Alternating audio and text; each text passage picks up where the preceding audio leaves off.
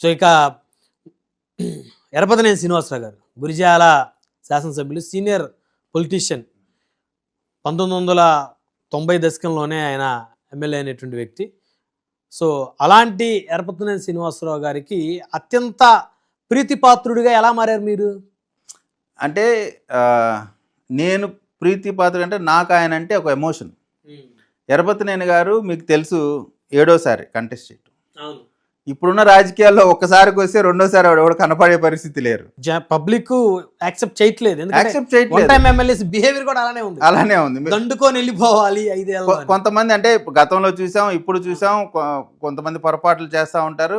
7 సార్లు అంటే 35 సంవత్సరాలుగా ఒక నియోజకవర్గంలో ప్రజల్లో చెరగని ముద్ర వేసుకొని గెలుపు ఓటములతో సంబంధం లేకుండా ఈ రోజు కూడా ఎర్రపతినేని అనే పేరు చెబితే పల్నాడు ప్రాంతంలో నా కుటుంబ సభ్యుడు, నా అన్న, నా తమ్ముడు, నా ఇంటి పెద్ద, నా స్నేహితుడు, నా మనవడు, నా కొడుకు అనుకునే అంత బాండింగ్ ప్రతి కుటుంబంలో కులాలకి, మతాలకి, పార్టీలకు అతీతంగా ఎరపతినేని గారి చేసినంటే కార్యకర్తలని, ప్రజల్ని ఆయన కాపాడుకున్నటువంటి విధానం.